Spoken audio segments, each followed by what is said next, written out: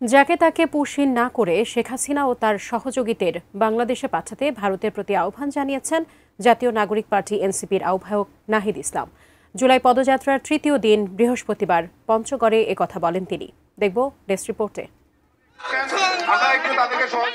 এনসিপির জুলাই পদযাত্রার তৃতীয় দিন বৃহস্পতিবার সন্ধ্যায় সমাবেশ ছিল পঞ্চগড় চৌরঙ্গী মোড়ে। সেখানে দলের উত্তরাঞ্চলের মুখ্য সংগঠক সার্জিস আলম বলেন, সনাতন ধর্মাবলম্বীদের সবচেয়ে বড় পরিচয় তারা বাংলাদেশি। তাদের মনে আঘাত লাগে এমন কিছু করা থেকে সবাইকে বিরত থাকতে হবে।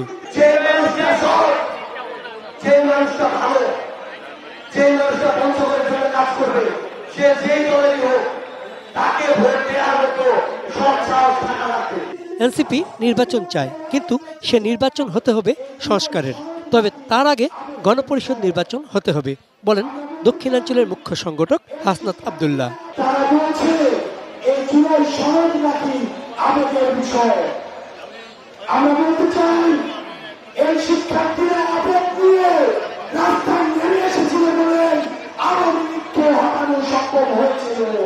এসি কেনার কথা ভাবছেন? ভিশন দিচ্ছে যে কোনো এসিতে 15% নিশ্চিত ছাড়। এছাড়াও থাকছে মানি ব্যাক গ্যারান্টি নিশ্চয়তা। দলের আহ্বায়ক নাহিদ ইসলাম পঞ্চগড়ের স্বাস্থ্যসেবা সহ নানা দুর্নীতি ও অনিয়ম নিয়ে কথা বলেন।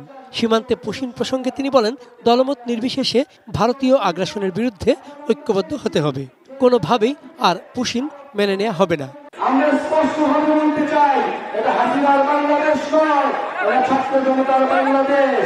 যদি পাঠাতে হয় সেই শেখ হাসিনা এবং আওয়ামী ফ্যাসিস্টদের বাংলাদেশে পাঠান, আমরা এই জুলাই গণঅভ্যুত্থানের বিচারের আওতায় তারা নিয়ে আসবো। এর আগে সকালে শহীদ সাজ্জাদের কবর জিয়ারতের মধ্য দিয়ে সৈয়দপুর থেকে তৃতীয় দিনের পদযাত্রা শুরু হয়।